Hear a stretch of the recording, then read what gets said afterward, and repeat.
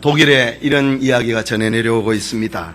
어느 해인가 지역에, 해안가 지역에 극심한 흉년이 들었습니다. 많은 사람들이 굶주리게 되었습니다. 이때 어떤 노인 부부가 날마다 빵을 만들어서 동네의 어린 아이들에게 나누어 주는 것입니다. 그러다 보니까 아이들은 서로 조금이라도 더 커 보이는 빵을 차지하겠다고 난리를 떨었습니다. 노인 부부는 매번 빵을 한 개씩만 아이들에게 가져가도록 했기 때문입니다. 그러나 그 가운데 한 여자아이만큼은 예외였습니다.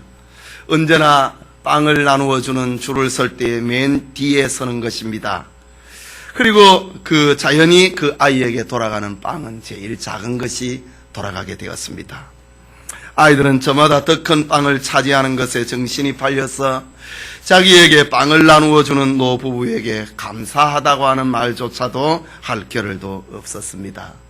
그러나 이 여자아이는 제일 작은 빵을 차지하면서도 언제나 깍듯하게 노인 부부에게 감사하다는 말을 잊지 않았습니다.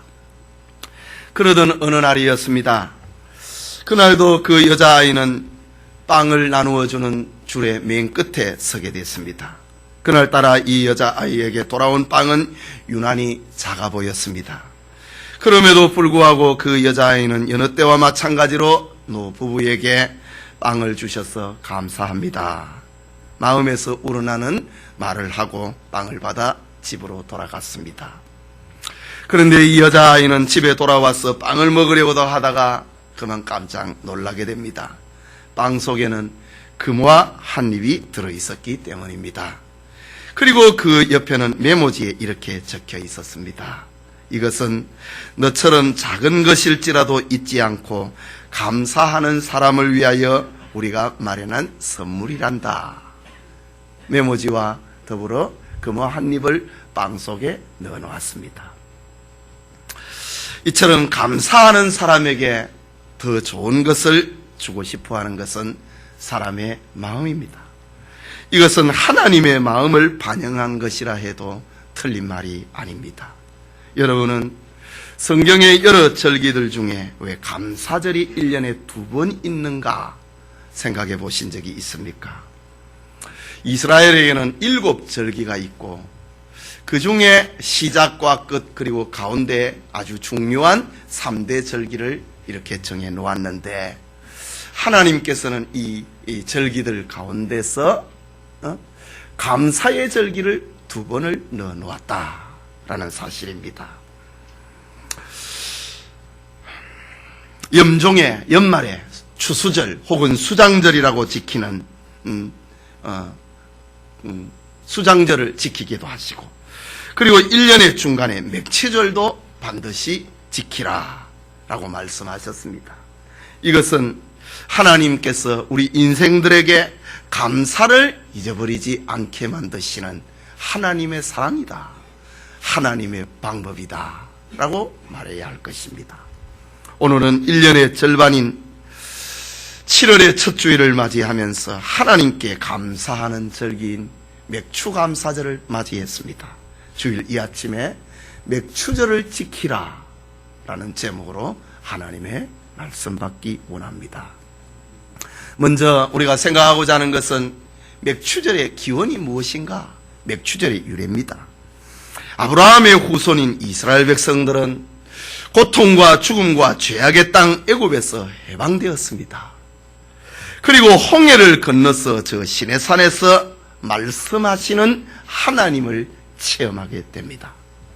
그것을 가리켜서 시내산 언약이다 라고 합니다. 특별히 출애굽기 19장 4절 5절과 6절에는 세계가 다 내게 속하였나니 너희가 내 말을 잘 듣고 내 언약을 지키면 너희는 열국 중에서 내 소유가 되겠고 너희가 내게 대하여 제사장 나라가 되며 거룩한 백성이 되리라 라는 시내산 언약을 저들은 받은 것입니다. 이제 언약의 땅, 젖과 꿀이 흐르는 가나안 땅은 이스라엘 백성들이 받을 기업이 구체화되고 있습니다. 그리고 그 땅에서 이스라엘 백성들이 하나님을 섬기는 데 필요한 모든 종교 의식을 하나님으로부터 가르침을 받습니다. 그 중에 1년에 3번씩이 지켜야 될 절기, 6월절과 맥추절, 장막절은 가장 큰 종교의 제전으로 정해졌습니다. 이것을 가리켜서 이스라엘의 3대 절기다라고 부릅니다. 그 중에 오늘 본문에서 맥추절에 대한 기록이 나타납니다. 맥추절은 보리와 밀의 수확을 마치고 난 다음에 하나님 앞에 감사하는 절기입니다. 그런데 이 맥추절의 이름은 다양한 이름을 가지고 있는데 77절이라 부르기도 합니다. 또 오순절이라 부르기도 합니다. 또 초실절이라고 맥추절을 그렇게 부르기도 합니다. 그러면 왜 이렇게 오순절을 77절이다, 맥추절을 77절이다, 오순절이다, 초실절이다 이렇게 부르는가? 정확하게 말하자면 맥추절은 6월절로부터 시작이 됩니다. 유대의 종교 원력의 6월절은 1월 14일입니다. 우리나라의 태양력으로 하면 한 3월이나 4월 정도 이렇게 됩니다. 이스라엘의 첫 절기가 6월절로부터 시작이 됩니다. 6월절이 끝나고 나면은 그 다음 날부터 이제 무교절이 시작이 되는데, 무교절은 일주일 동안 누룩을 넣지 않는 떡을 먹으면서 지난날 이스라엘 백성들이 고난의 떡을 먹었던 그것을 기억을 하는 절기입니다. 뿐만 아니라 6월절이 지나고 난 그 다음부터 봄의 추수기가 시작이 됩니다. 그 추수하는 첫날 곡식의 단을 첫 이삭을 베어서 하나님 앞에 가져오게 되지요. 이것을 무교절의 첫 이삭을 하나님 앞에 드리는 겁니다. 그리고 이때부터 시작해서 봄의 수확이 시작이 됩니다. 7주간 동안 시작이 됩니다. 7주간 동안 시작이 된다고 해서 77절이다. 한 주간이 7일이니까 7일이 7번 계속이 된다 해서 77절이라고 부릅니다. 맥추절은 이 77절이 끝나는 마지막 날이기 때문에 77절이라 부르고, 6월절로부터 시작을 해서 맥추절은 50일째 되는 날이기 때문에 오순절이라 부르기도 하고, 또 봄의 추수를 끝냈다고 해서 초실절이다, 첫 열매를 거두었다 라고 해서 초실절이라고 부르기도 합니다. 종합을 하면 이스라엘 백성들은 가나안에 입성을 하고 난 다음에 구원의 기념일인 6월절을 지킵니다. 6월절은 이스라엘 백성들이 저 애굽에서 종되었던 곳에서 해방을 기념을 하는 것입니다.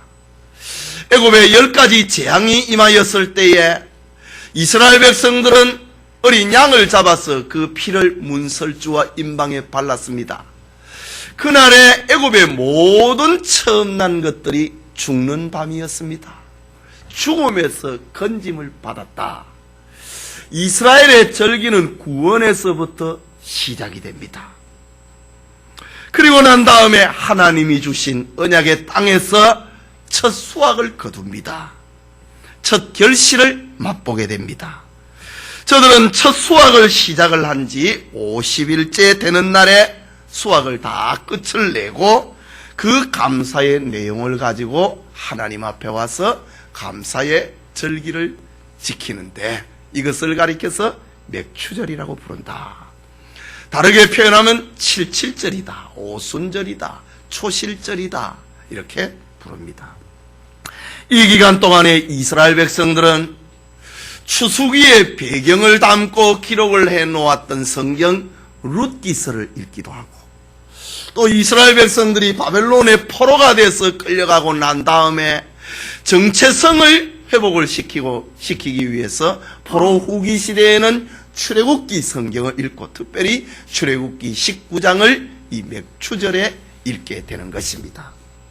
우리나라에서 지키고 있는 맥추 감사절이 언제부터 시작이 됐는지 정확하지는 않습니다. 그러나 우리에게는 이스라엘의 모습과 비슷한 계절적 그리고 시대적인 배경을 가지고 있습니다. 그래서 우리가 맥추절을 이해하기가 참 쉽습니다. 우리나라는 지난날 봄에 파종을 하고 첫 보리를 수확하는 기간을 넘기지 못하고 굶는 사람, 죽는 사람이 많았습니다. 그래서 보릿고개라고 하는 말이 생길 정도로 비참한 과거를 가지고 있었습니다. 이때 우리 아버지와 어머니들은 칡뿌리와 나무 껍질로 연명을 합니다. 그러던 중에 보리의 수확이 끝이 났다. 보리를 수확을 하게 되면 그 감사함이라고 하는 것은 이루 말할 수 없는 것입니다. 이처럼 우리에게는 배고픈 과거가 있었기 때문에 이스라엘의 맥추절을 이해하기 쉬운 문화적인 조건, 환경적인 조건을 가지고 있는 것입니다. 지금은 우리의 생활이 나아져서 옛 이야기가 되어버렸지만은 성도들은 하나님의 구원과 하나님의 축복을 잊어버리지 말아야 됩니다. 하나님께 감사해야 됩니다. 특별히 1년의 절반이여 허리와 같은 7월의 첫 주일에 한국교회는 맥추절을 지키는 것은 마땅한 것이다. 성경에 맥추절을 지키라. 이모작을 하고 있는 우리나라의 환경과도 너무나 흡사하기 때문에 맥추절을 지키는 것이 아주 이해하기가 쉬운 그런 환경적인 요인을 가지고 있습니다. 그게 둘째로 이 맥추절을 지키는 방법입니다. 하나님께서는 자기 백성들에게 맥추절을 지키는 방법을 자세하게 규정을 해주셨습니다. 세상에 있는 여러 가지 제사제도들이 있습니다. 예수님을 안 믿는 집에는 제사 지내지요. 뭐 할아버지 기일을 맞이해서, 할머니 기일을 맞이해서 제사를 지냅니다. 그 제사 제도를 누가 정한 것입니까? 사람들이 정한 것입니다. 이렇게 하면은 좋겠다. 이거는 우리 할아버지가 좋아하는 음식이다. 그래서 제사상에 올려놓습니다. 이거는 우리 할머니가 싫어하던 거다. 그럼 안 올립니다. 이렇게 해서 사람들이 생각을 합니다. 이렇게 하면은 제사가 좀 거창해 보이구나. 좀 경건해 보이구나.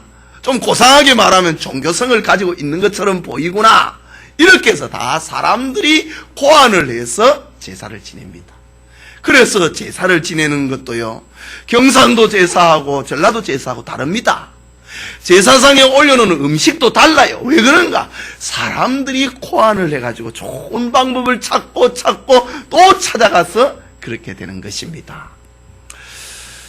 이 가정의 제사도 그렇지만은 세상의 종교도 역시 마찬가지입니다. 다 자기가 고행을 하고 연구를 하고 사색을 하고 고민을 해서 제사의 제도를 만드는 것입니다. 그런데 성경은 달라요. 기독교는 달라요. 기독교는 사람이 고안을 해가지고 만든 제사 제도가 아니고 하나님이 우리에게 알려주신 것입니다. 그래서 기독교를 가리켜서 계시의 종교다라고 합니다. 계시의 종교다. 하나님이 우리에게 열어서 보여준 종교다는 말입니다.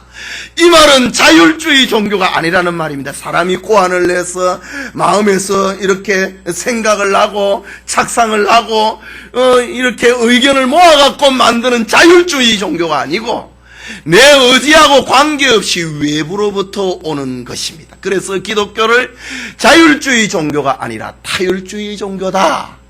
다르게 표현하면 계시 종교다라고 합니다. 오늘 성경에도 나옵니다. 14절에 너는 매년 3차 내게 절기를 지킬지니라. 너는 이스라엘 백성들입니다. 지금 말씀하고 있는 분이 누구입니까? 하나님입니다. 하나님이 절기의 날짜를 정하여 주시고 하나님이 이스라엘의 7 절기를 만들어 주시고 그 절기 가운데 3가지는 반드시 예루살렘에서 지켜야 된다. 7가지 절기 가운데 4가지는 너가 있는 곳에 지켜도 된다.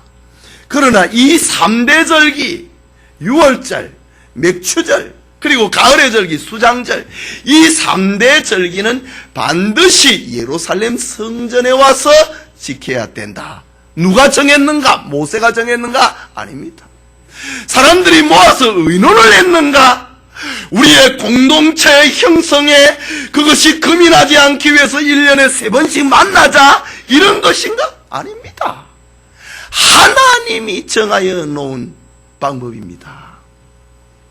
그런데 하나님이 정하여 놓은 맥추절의 제사 방법이 있다 이거지요. 맥추절의 제사의 방법은 첫 번째는 소제를 하나님 앞에 드려라. 소제 그러면 제사 가운데 아주 보잘것없는 제사, 그런 의미입니다. 곡물의 제사입니다. 곡식의 제사입니다. 그야말로 맥추절은 곡식의 제사 아닙니까? 곡식의 제사로 하나님 앞에 드리라. 레위기 23장 16절 이후에 맥추절에 하나님 앞에 드리는 제사 방법, 레위기 성경은 제사 방법을 기록해 놓은 책이거든요. 레위기 23장 16절에 보면, 16절 이후에 보면 맥추절에 지내는 제사 방법을 다 기록을 해놓고 하나님이 우리에게 들려주고 있습니다. 예수 안 믿는 집에 제사 지낼 때에 제사에도 다 방법이 있다고요. 처음에 뭐하고 이렇게 쭉 있다고요. 그것처럼 맥추절을 지키는 제사 방법을 하나님께서 들려주었는데, 첫째, 소제를 지내라. 레위기 23장 16절에 50일을 계수하여, 6월절로부터 시작해서 50일을 날짜를 세서 이 말입니다. 50일을 계수하여 새 소제를 여호와께 드리되 새 곡식을 가지고 하나님 앞에 드리라 라고 했습니다. 소제가 끝이 나고 나면은 번제를 드리라고 합니다. 번제는 짐승의 각을 잘라가지고 번제단 위에 올려놓고 태워서 드리는 제사입니다. 레위기 23장 18절에 1년 되고 흠없는 어린 양 7과 젊은 수소 하나와 수양 2를 번제로 삼을지니 라고 했습니다. 번제는 온전한 헌신, 순종을 상징을 하고 있는 제사, 제도입니다. 어린 양 7마리와 젊은 수소 하나와 수양 2를 하나님 앞에 번제로 드리라. 제사 지내는 방법입니다. 절차입니다. 그 다음에 그것이 끝이 나면은 속죄제를 드리라 라고 합니다. 레위기 23장 19절에 수염소 하나를 속죄제로 드리며, 속죄제는 하나님과 나 사이에 죄 문제를 해결하기 위한 용서의 제사입니다. 속죄제를 하나님 앞에 드려라. 수염소 1마리를 잡아서 번제단에 올려놓고 속죄제를 드리라고 합니다. 이 속죄제가 끝이 나면은 그 다음에 화목제를 드리라. 화목제, 하나님과 우리 사이에 속죄제를 드렸기 때문에 이제 죄 문제가 해결이 됐다 이제 용서받았다 이제 용서받았기 때문에 하나님과 우리 사이에 화목하게 되었다. 그것을 감사하는 제사, 화목제를 드리라. 레위기 23장 19절에 1년 된 어린 수양 2를 화목제 희생으로 드릴 것이요 라고 했습니다. 그리고 맥추절의 제사 제도의 마지막 요제를 하나님께 드리라 라고 합니다. 여러분, 요제가 무엇입니까? 이 요자는 흔들 요자입니다. 제물을 가지고 하나님의 번제단에서 흔들어라 이거지. 이 제사입니다. 우리 안 믿는 집에 제사 지낼 때 보면은 지방을 써서 그 향을 태우고 연기를 날리는 거 있지요. 그 다 이렇게 성경에서 그 이제 진리를 허무한 것으로 만들어 놓은 것이지요. 하나님 앞에 곡식단을 흔들어라 이거지. 하나님이 주신 것이다. 요제 흔들 요자입니다. 이 마지막 제사입니다. 흔들어라. 무엇을 흔들어라?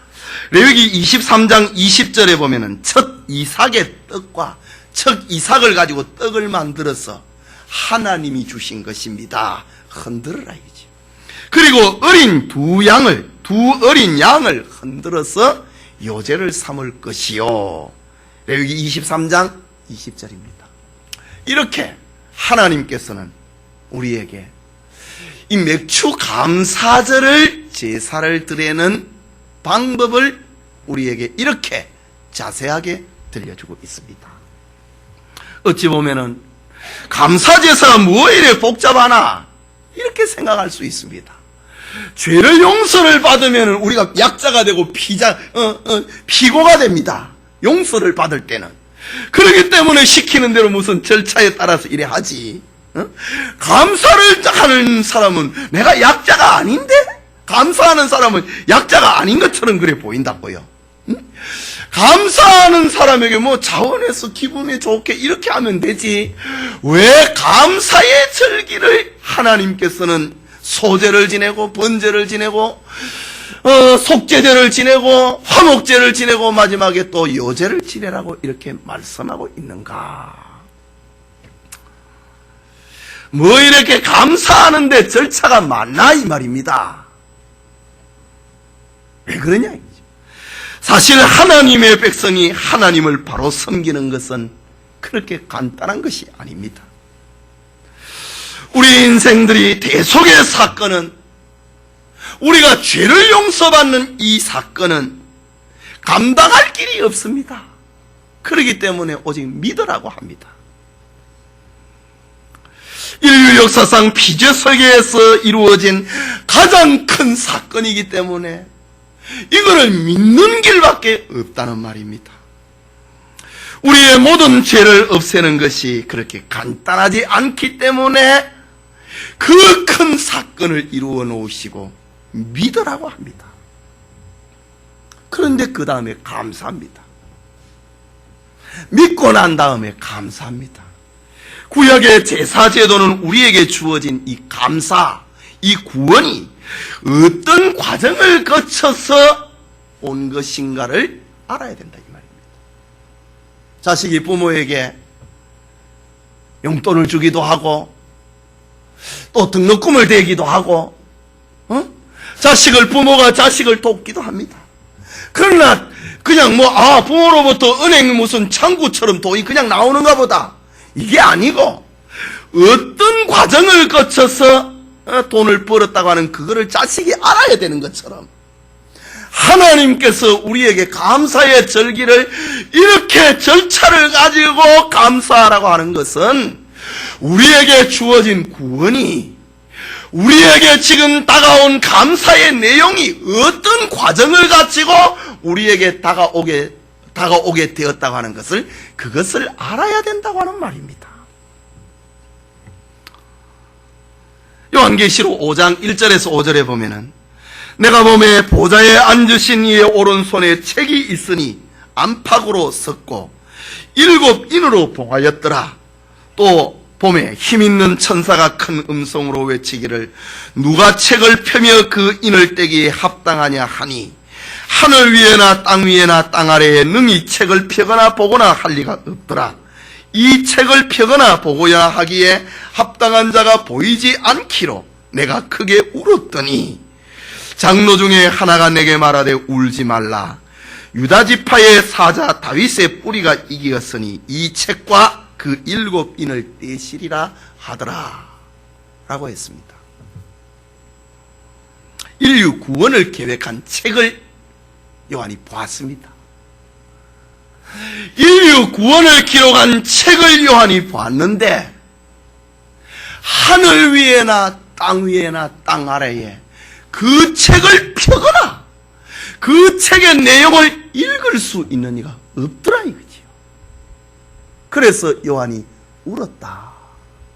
요한이 크게 울고 있을 때에 하늘에 장로 하나가 나타나서 요한에게 말하기를 울지 말라. 유다지파의 사자 다윗의 뿌리가 이기었으니 그가 읽고 그가 책을 펼 것이다 라고 말합니다. 지금 왜 이 말을 하고 있습니까? 이 세상에 우리에게 구원을 가져다 주시는 분은 예수님밖에 없다는 말입니다. 그리고 우리에게 참된 감사를 가져다 주시는 분도 예수님밖에 없다라고 하는 말입니다. 감사의 절기, 그냥 감사하다 마음에 원하는 대로 하면 되지 않느냐, 이렇게 우리가 하기 쉽지만 그것은 온전한 감사, 참된 감사가 될 수 없다는 말입니다. 우리에게 감사가 오기까지, 이것이 우리에게 오기까지 어떤 과정을 거쳤는가, 그것을 알아야 된다 이지. 그래서 우리가 진정한 감사, 참된 감사를 가지기 위해서는 예수 그리스도의 십자가의 피를 통과해야 된다. 그거를 알려주고 있습니다. 봄에 추수기를 끝을 내었습니다. 추수기를 끝을 내었는데 추수한 곡식을 쳐다봅니다. 들의 양떼를 쳐다보고 소떼를 쳐다봅니다. 포도원의 수많은 과실들을 쳐다봅니다. 감사합니다 이거지요. 그걸 감사하는 절기에 너의 그 감사의 그 뿌리를 생각을 해야 된다. 그래서 소제를 지내고 번제를 지내고 속죄제를 지내고 화목제를 지내고 요제를 드려라. 마지막에 요제. 응? 첫 이삭을 가지고 떡을 만든 걸 가지고 하나님 앞에 흔들고 그 마지막이 요제가 바로 맥추전의 내용입니다. 응? 그리고 어린 양, 응? 하나님이 주신 거잖아요. 양을 가지고 하나님 앞에 흔들어라. 하나님이 주신 겁니다. 오늘 우리 성도들이 감사의 연보를 가지고 하나님 앞에 흔드는 거다 이거지요. 하나님이 주신 것입니다. 이겁니다. 내가 열심히 일했다, 땀을 흘렸다, 그런 개념이 아니에요. 그것이 우리의 입에, 그것이 우리의 가정에, 우리의 일터에 들어오기까지 하나님이 너를 위해서 행하신 일을 잊어버리면 안 된다. 그래서 감사의 절기에 이렇게 제사 제도를 하나님이 정해 놓았다. 그리스도의 피 흘림을 통과하지 아니하면은 온전한 감사가 될 수 없다는 말입니다. 참된 감사가 될 수 없다. 진정한 감사가 될 수 없다고 하는 것을 알려주기 위해서 곡식을 추수를 하는 봄의 수확기에 다시 본래를 돌아간다 이거지요. 6월절을 생각을 한다. 그리고 오늘 우리에게 수확의 결실이 왔다. 그래야 제대로 된 감사가 된다 이 말입니다. 하나님이 맥추절을 지키는 방법을 알려주셨는데 먼저 생각하는 제사 제도입니다. 그 제사 제도는 이스라엘의 제사장들의 제사 제도잖아요. 이스라엘 백성들은 어떻게 하냐 이거지요. 맥추절의 제사장들은 하나님 앞에 이런 제사를 드리는데 온 이스라엘 백성들은 어떻게 해야 되는가?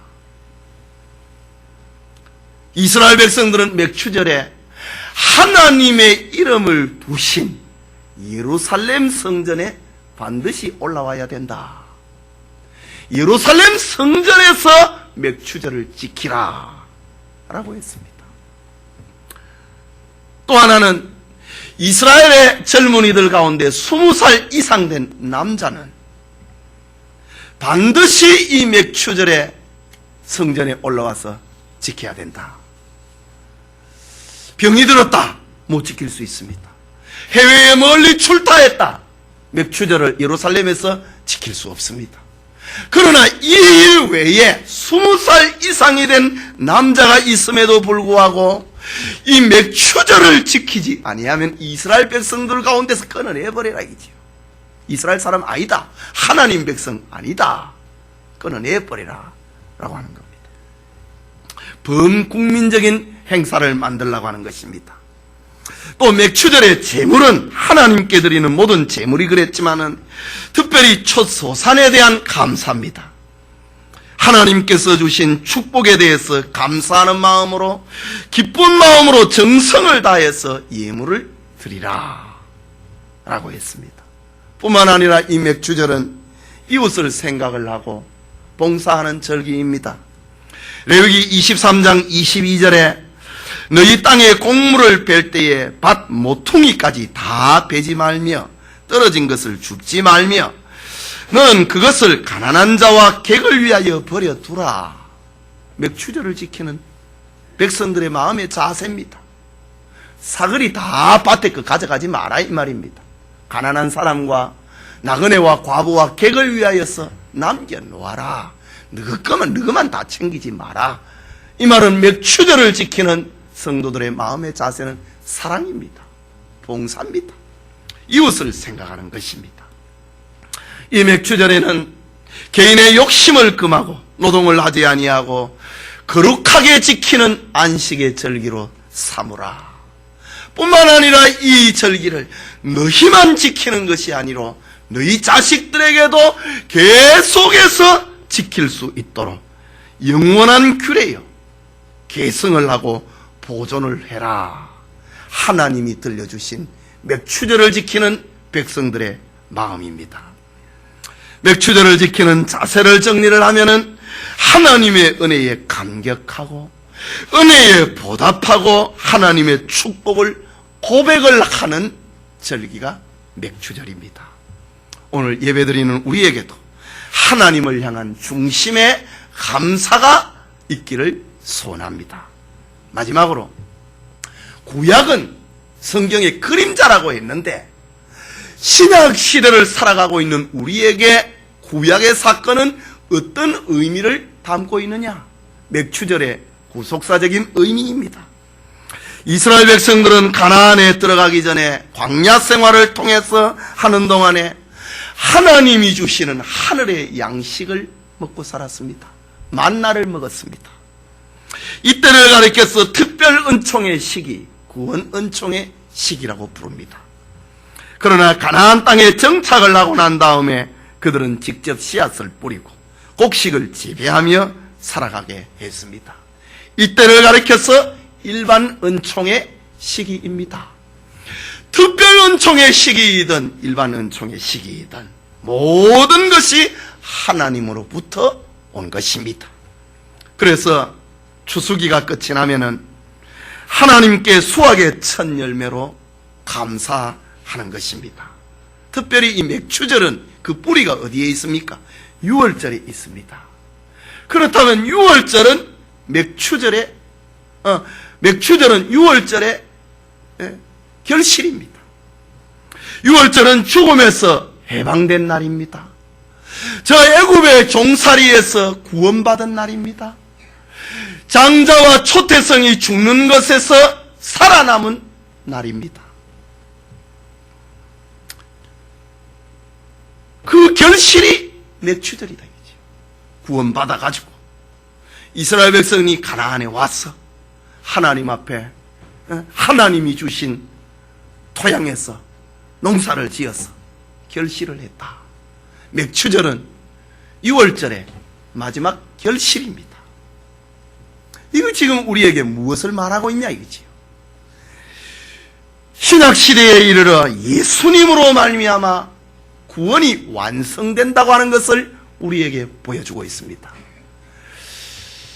예수님이 언제 죽었습니까?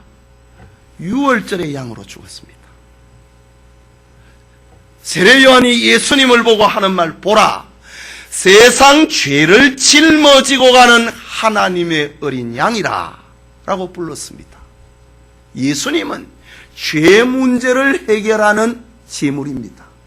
이스라엘의 7대 절기 가운데 죄 문제를 해결하는 제사가, 첫 번째 제사가 6월절입니다.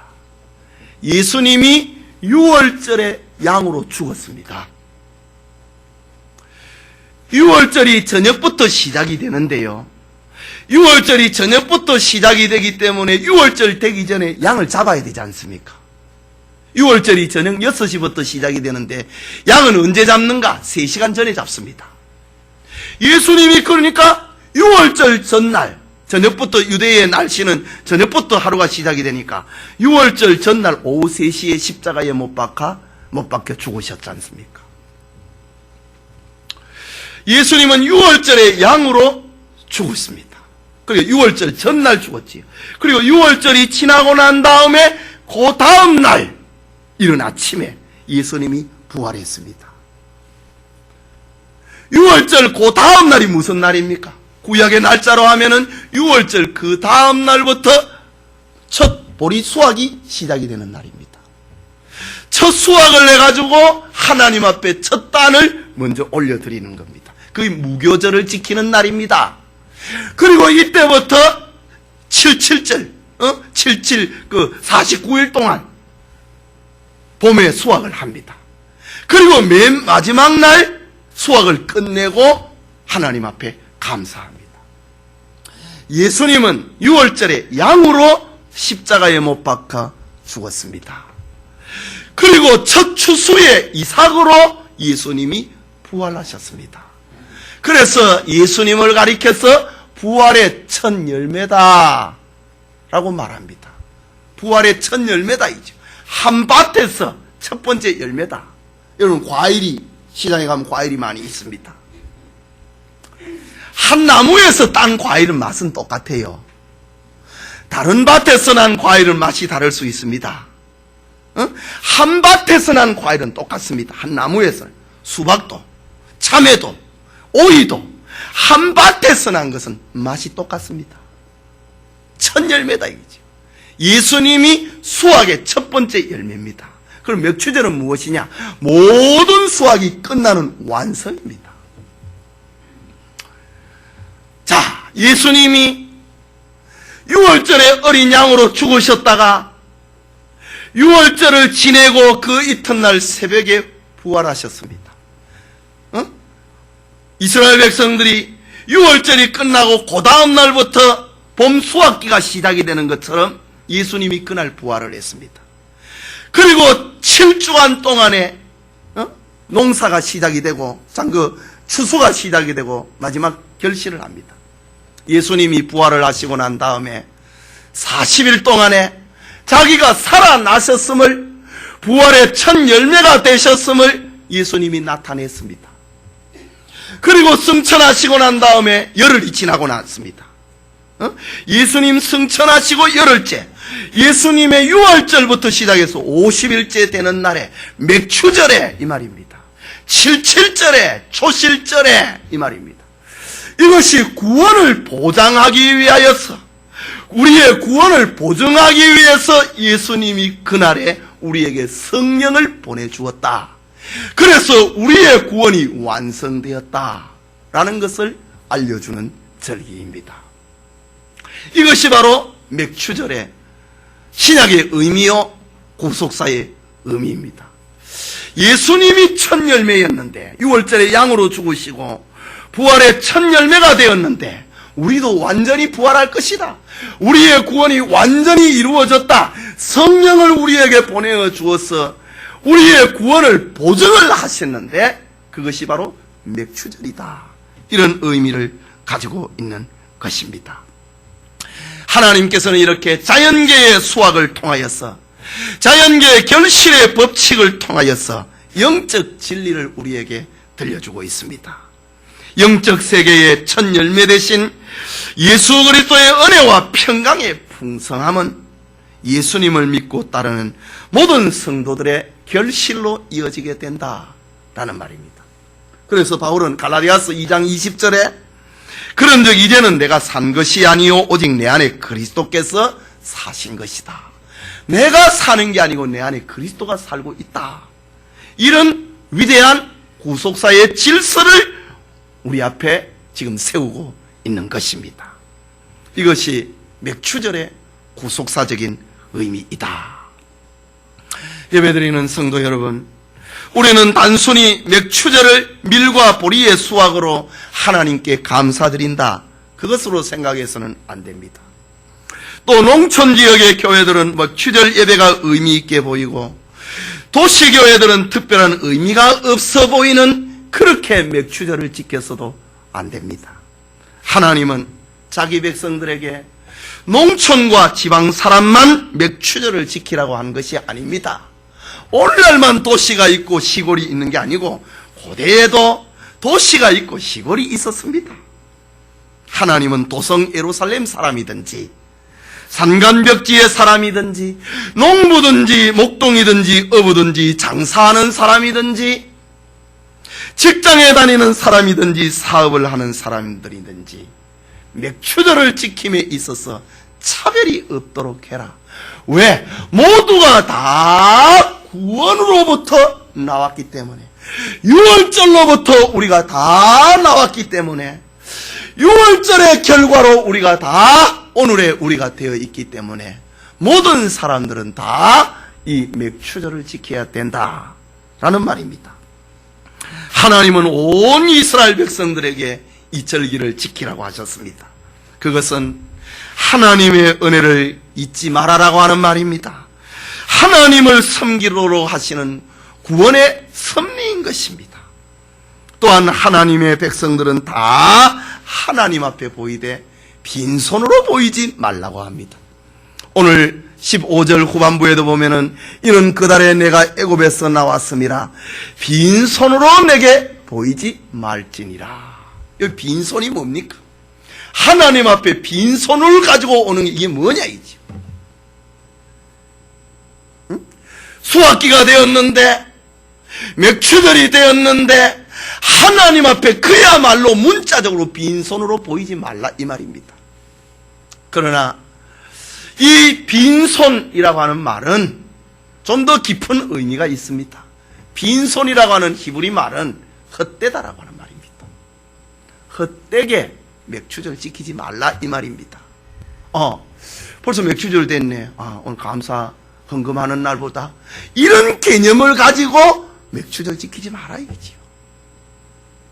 그 헛되게 맥추절 지키고, 오늘 설교의 말씀처럼 맥추절을 지킬 때는 그 뿌리가 구원에서부터 저 6월절의 마지막 결실이 맥추절이다. 이런 걸 생각을 하면서 하나님 앞에 우리가 감사해야지. 우리가 땀을 흘리고 수고한 모든 것이 다 하나님으로부터 온 것이다. 이거를 생각을 하면서, 뿌리를 생각을 하면서 하나님 앞에 오는 것, 그것이 빈손이 아닌 것입니다. 헛되게 보이지 말라. 헛되게 오거나 헛되게 하나님 앞에 오지 말라.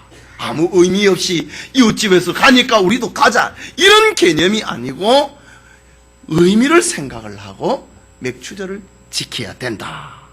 이것은 구원과 감사를 잊어버리고 마는 외식주의와 형식주의를 경계하는 말입니다. 하나님의 거룩한 절기를 헛되게 만들지 말라고 하는 하나님의 말씀입니다. 영국 속담에 이런 말이 있습니다.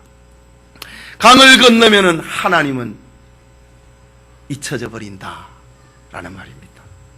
이것은 위험 중에 있을 때에는 하나님의 도움을 간절하게 구하지만은 하나님의 도움을 받고 난 다음에 위험을 극복을 하고 나면은 더 이상 하나님을 기억을 하지 않는다고 하는 인간의 연약함, 인간의 배신, 배은을 두고 하는 말입니다.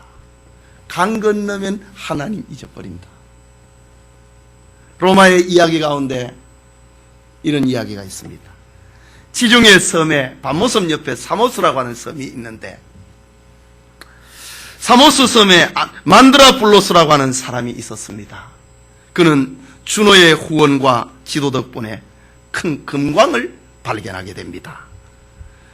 만드라블로스는 주노에게 감사의 표시로 금으로 만든 수양을 바치겠다고 약속을 합니다. 그런데 얼마간의 시간이 지나자 그 마음이 조금 아까운 마음이 든 겁니다. 금으로 만든 양 대신에 은으로 만든 양을 만들어서 내가 바쳐야지. 그렇게 바꿉니다. 그리고 또 계속해서 금광에서 금을 캐는 동안에 하나하나가 너무 귀한 거예요. 은으로 양을 만들고, 양이 얼마나 큽니까? 은으로 양 만드는 그것도 아까운 거예요. 내가 조그마한 양을 만들어서, 은으로 양을 만들어서 바쳐야지, 마음에. 그 다 마음속으로 약속입니다. 다짐을 합니다. 그런데 또 조금 지나고 나니까 그나마 그것도 아까워가지고 바치지 않기로 해버립니다. 하나님 앞에 우리의 감사가 저 사모스 섬의 만드라블로스처럼 돼서는 안 된다는 말입니다. 왜냐하면 하나님께 우리가 감사해야 될 이유는 우리의 생명을 들여도 다 갚을 수 없는 엄청난 것이기 때문입니다. 맥추절은 구속의 은혜에 대한 감사의 그 뿌리를 두고 있습니다. 거기에 하나님께서는 우리에게 일용할 양식을 주신 것입니다. 그것을 더해 주신 것입니다. 그것을 감사하는 것입니다. 하나님의 은혜와 보호 아래서 땀을 흘렸습니다. 수고를 했습니다. 그 결과를 맛보게 되는 것이 맥추절입니다. 삶의 응답입니다. 노력의 흔적입니다. 수고의 땀의 결실입니다. 보낸 시간의 결실이 맥추절의 감사입니다. 불신자들은 이런 열매를 가지고 자기 만족을 위하여서 살아버리고 맙니다. 그러나 불신자들 중에서도 어떤 사람들은 자기에게 온 감사가 너무 신기해서, 너무 감격스러워서 그것을 가지고 우상 앞에 찾아가는 이들도 있습니다. 절에 찾아가기도 하고, 돌 앞에, 태양 앞에, 그리고 썩어진 사람과 금수와 버러지 형상의 우상으로 바꾸어 놓기도 합니다. 그러나 하나님의 사람들은 자기 삶의 반영인 그 열매를 가지고 하나님께 찾아와야 된다. 그것이 하나님의 은혜를 입은 성도들의 모습이다. 이유는 우리의 삶의 뿌리가 유월절에 있기 때문에, 우리를 위해서 주님이 십자가에 죽으셨다고 하는 거기에 우리의 삶의 뿌리가 거기에 있고, 주님이 우리를 위해서 부활하셨고 주님이 우리의 구원을 보증을 하시기 때문에 성도들은 하나님 앞에 감사해야 되는 것입니다. 그래서 작은 일이 있어도 또 큰 일이 있어도 성도들은 늘 하나님 감사합니다. 이것이 입에 붙어있는 것입니다. 내가 흘린 땀과 눈물과 노력은 예수 그리스도께서 내게 주신 땀의 결과요, 예수께서 나에게 주신 눈물의 결실이요, 예수께서 나를 위해서 십자가에 못 박혀 죽으신 그 희생의 결과다. 그것을 고백을 하는 것이 맥추절이다. 이스라엘의 3대 절기가 이렇게 유월절과 맥추절이 묶어져 있습니다. 그리고 후반기에 또 절기가 있는, 이것은 예수님의 재림하고 관계가 되는 절기입니다. 재림을 생각을 하고, 마지막 추수절은, 수장절은, 장막절은 마지막 예수님의 재림을 생각을 하고 우리가 천당 들어간다, 그것을 소망을 하고 지키는 절기라면은, 맥추절은 주님이 우리를 위해서 십자가에 피 흘려 죽으셨다, 우리가 구원받았다, 우리의 구원을 주님께서 보증해 주시고 보장해 주셨다, 예수님의 부활은 우리의 부활의 첫 열매가 되신다, 이것을 기억을 하는 절기, 그것이 맥추절입니다. 자연계의 계시를, 곡식을 보면서 자기 삶의 반영인 열매를 쳐다보면서 열매를 가지고 주님께 나와 하나님 앞에 감사하는 성도, 모든 것이 다 주님의 은혜입니다. 감사하는 성도, 맥추절의 성도의 자세입니다. 이 맥추절에 감사로 하나님 앞에 나오고 하나님이 받으시는 축복의 절기를 지키는 성도님 되시기를 소원합니다.